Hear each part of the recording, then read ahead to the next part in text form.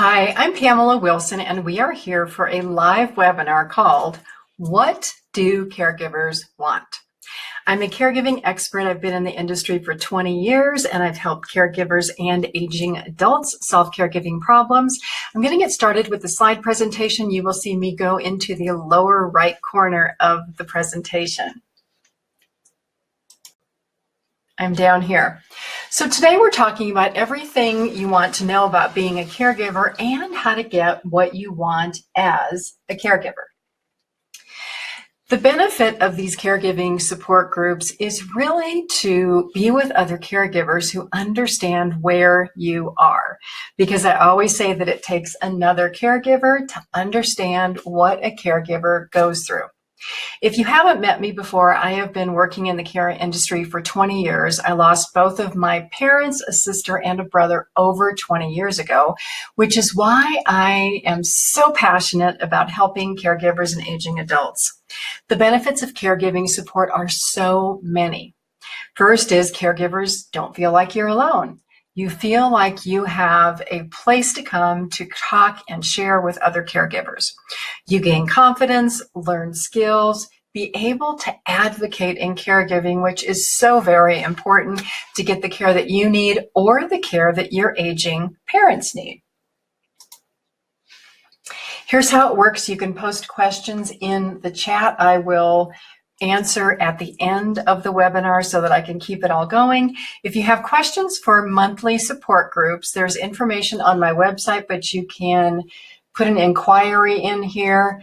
The next monthly group actually is in October, not May 4th. You can also join my private support group. It is called The Caregiving Trap, and it is on my Facebook page. My page is pameladwilson.page, and my website is pameladwilson.com.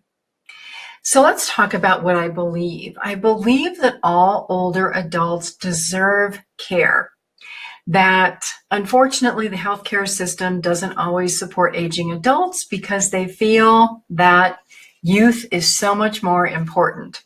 If you are an aging adult, you may have already faced discrimination by the healthcare system, or your parents have.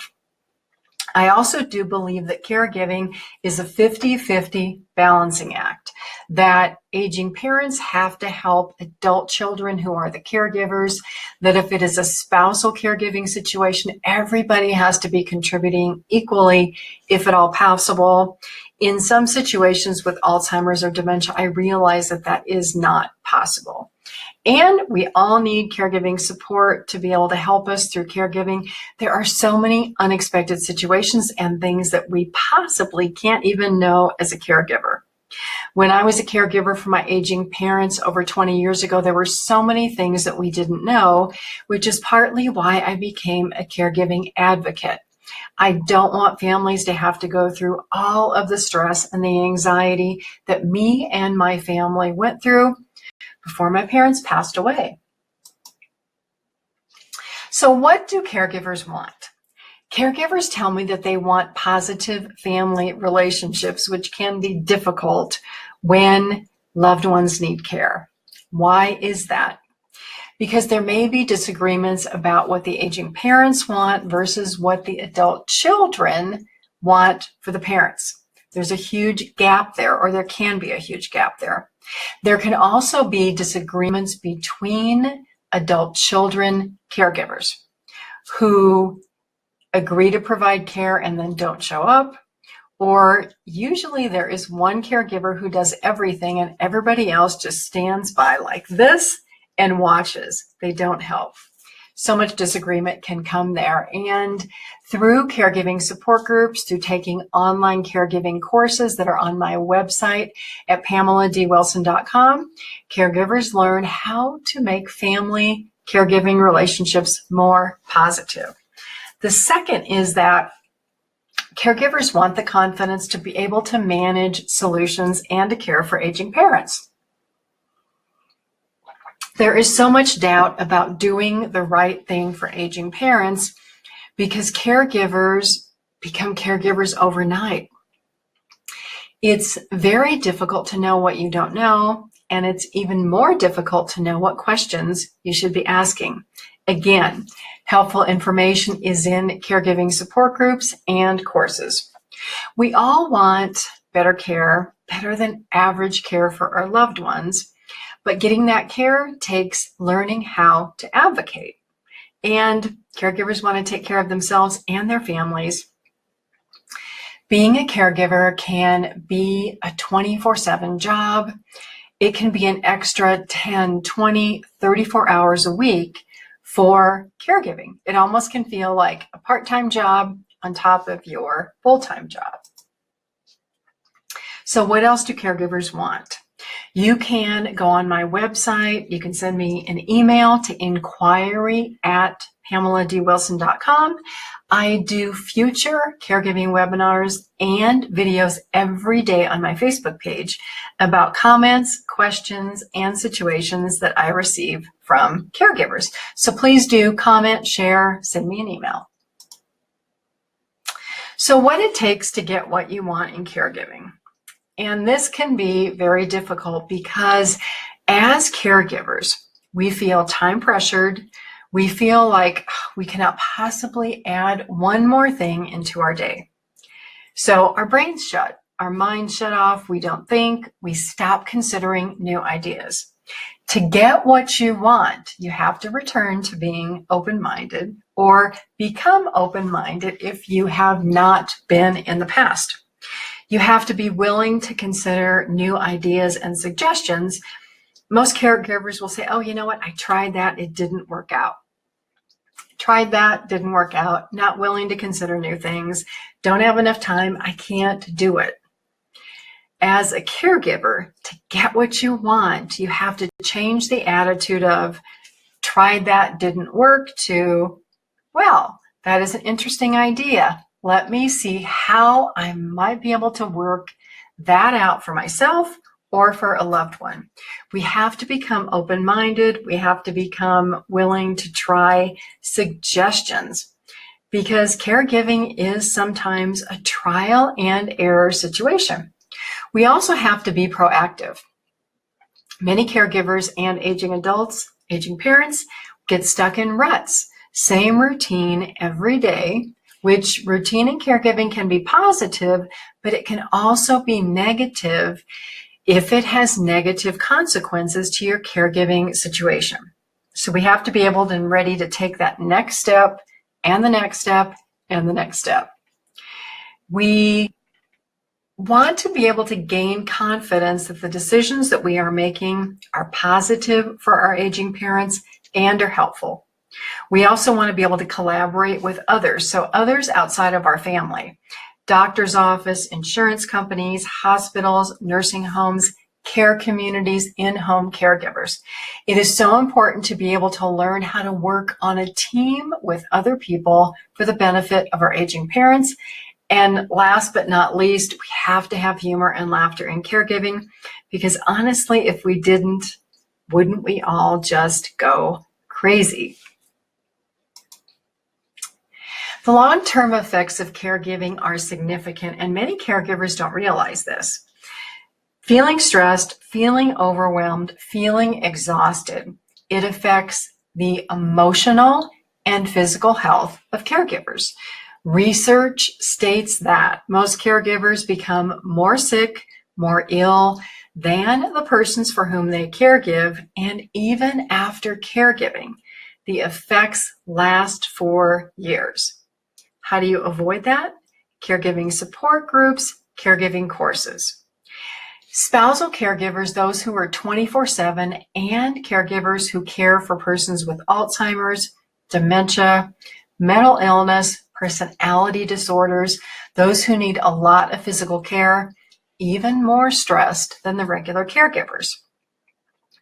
If you are one of those 24/7 caregivers, you know what I'm talking about. So risks to health, we talked about physical and emotional illnesses. Caregivers also become socially isolated, lonely, and depressed. Why is that? It's because caregivers caregive to the exclusion of everything else. You may work and you may be a caregiver, but it's likely that you have given up activities you enjoy, stopped seeing your friends, maybe you've even stopped going to church. Caregivers, by virtue of being a caregiver, caring for an elderly parent, an elderly spouse, so easily become depressed, isolated, and lonely. Over 40% of the population of caregivers fall into these categories.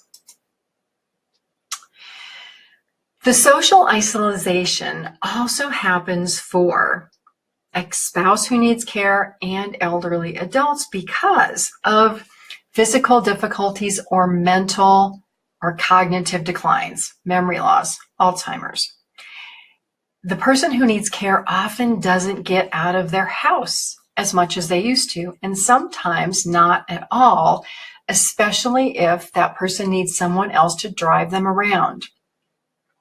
My grandmother lived to be 95 years old. She was totally amazing, but she was socially isolated. Her best friend was the morning show on the radio. I would go to visit her, and God bless her, she would thank me so much for coming to visit because she was so lonely. She didn't have anyone to talk to. Most of her friends had passed away, and her daughters were ever so helpful, but they couldn't spend time to go visit her every single day. So both the caregiver and the person who needs care become socially isolated, lonely, depressed, and anxious, and that causes a higher risk for other complicating diseases. What does isolation support? Going back to the need for caregiving support groups online, caregiving courses, being with other people who understand so that you can talk about caregiving. Have you ever tried to talk about caregiving with someone who isn't a caregiver? Did they understand? Did they judge you? Probably didn't understand at all, and probably judged you by saying, oh, can't possibly be that difficult. I have a stay-at-home course on my website. It's online. It's easy to access. The link is in this slide.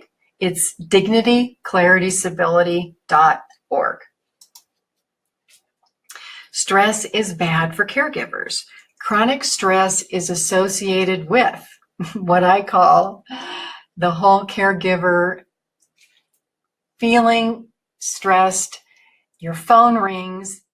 You rise out of your chair, you think it's going to be another emergency or a disaster.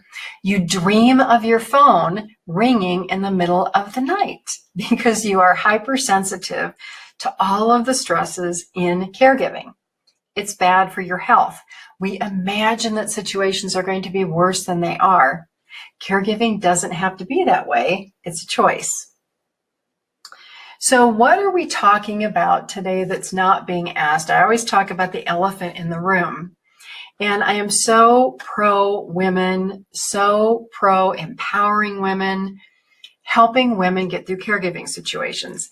The elephant in the room that we don't talk about is work-life balance and the financial effect of caregiving on women. There are research studies out there. It is documented in many studies on the internet. Women who are caregivers place themselves at financial risk long-term for your own retirement, for your health and well-being after retirement. Why is that? It's because being a caregiver affects the workplace. It affects workplace opportunities, promotions for you. Many of you will quit a job to be a caregiver, change your work schedule, turn down promotions. Who is going to replace that income for you if you don't? Even if you're married, your husband can't possibly replace the lost income and opportunities that you give up for being a caregiver. And you say, well, do I have a choice? Many of us caregivers would not do anything else. We feel a high responsibility to our aging parents and our loved ones to caregive, But there is a point where we also have to be realistic about what cutting back on work schedules or opting out of the workplace means. It's a choice. We can look for other options, for other solutions, but we have to be open-minded. If you're closed-minded, thinking there's no other way that this can be done, that's exactly what you're going to see in your life. So what are the reasons that aging parents have to leave home? On this slide here, there is a link to my blog that talks about activities of daily living, which are mainly the things that cause problems with aging parents who want to stay at home. The ability to bathe, dress, toilet, which is continence and incontinence, transfer, the ability to stand up out of a chair, to walk, to eat properly. Falls are a huge risk for our aging parents. In my stay-at-home course, I go through many of these areas in detail.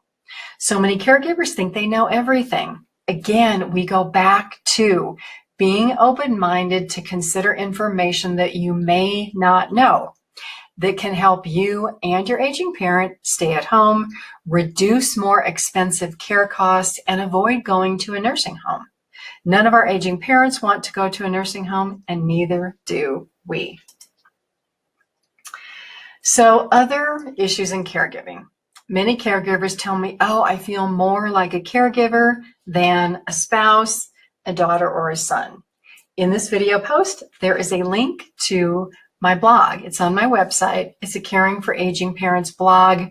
My website is PamelaDWilson.com. If you go to blog, you'll see plenty of articles, including this one. What can you do when you feel more like a caregiver than a family member? So much of it involves maintaining and preserving a personal relationship instead of being the person who runs all the errands, scrubs the floors, and honestly cleans the toilet. It's about reminiscing. It's about talking about positive family events, going through pictures, creating time to make time with loved ones, whether it's a weekly movie night, whether you go through pictures, whether you listen to my radio show together. It's all about that one-on-one time, creating and finding that one-on-one time instead of all the task work. There are solutions. Why are family relationships and caregiving so difficult? Here's another link to a blog. It's because caregiving is emotional. It's because we love our parents. Sometimes we hate our parents because we're angry at them, or we hate our brothers and sisters who don't help. But family caregiving is all about emotions. It's all about love. And sometimes it's about things that we can't give up. What do I mean by that?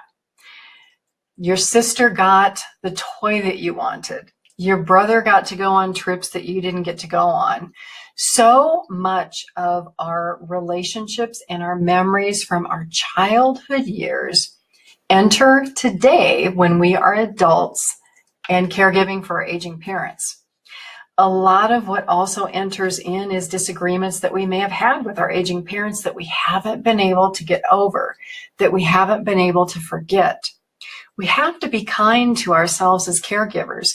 We have to give up all those past grudges, all those past angers, because I can tell you, we're probably the one holding on to it, not the person that we're angry with. They have moved on. They've forgotten about whatever event it was that we are still stewing about as caregivers. Be kind to yourself. Try to forgive those past situations. Not that you will forget them, but forgiveness goes a long way. So signs of Alzheimer's disease. 50% of older adults over age 85 are undiagnosed. Many caregivers can't recognize the signs of memory loss in loved ones, and physicians, honestly, they don't want to give bad news. They don't want to tell your parent that they have Alzheimer's or dementia, because then, oh my gosh, what happens? Memory loss occurs 10 to 20 years before a diagnosis. often because of many chronic diseases. I talk about this in my online caregiving courses. The medical system doesn't prevent, it only treats after a diagnosis. Because I've been a caregiving expert for 20 years, I see what happens. I know what happens in caregiving situations, and I talk to caregivers and aging adults in my online courses about what causes another thing. If you have high blood pressure, that could lead to dementia or Alzheimer's 10 or 20 years down the road because of circulatory issues, because of so many other issues. Things to notice to see if your parents have memory loss. Are they forgetful? Do they repeat information? Do they call you at work after you've already had a phone conversation? Are they leaving sticky notes all over the house because they're forgetting things? Is there spoiled food in the refrigerator? Do they forget to take medications? Are they wearing the same clothes day after day? If you go to my website, PamelaDWilson.com, click on my caregiving library. It's a free library. You can subscribe free to get advanced information. There's a section on there about memory loss and lots of articles about how do you notice it, how do you get it diagnosed, and how should you plan knowing that you may not be able to make care decisions for yourself in the future if you are an aging parent, or you may get to the point where your aging parent can't even tell you what they want. Power of attorney, legal documents are so important as early as possible. So we are done with the group today. You can email questions to me at inquiryforpamela@PamelaDWilson.com. You can also go to my Facebook page, PamelaDWilson.page. Join my Facebook group. It is called The Caregiving Trap. I do live videos every day on Facebook. I have a channel on Roku TV called Caregiving TV. I also am on all of the social media channels, so Vimeo, Facebook, LinkedIn, Twitter, and Instagram. My goal is to help caregivers and to be with you wherever you are. You can join me every Wednesday night for The Caring Generation. It's my radio program. Information is on my website, PamelaDWilson.com. You can also listen to all the past podcast replays. Information about that is also on my website. I look forward to seeing you in another support group, and we will stop the slide presentation, and I will be back with you another time. I hope to see you again on my website or on one of my social media channels. Have a fabulous day today.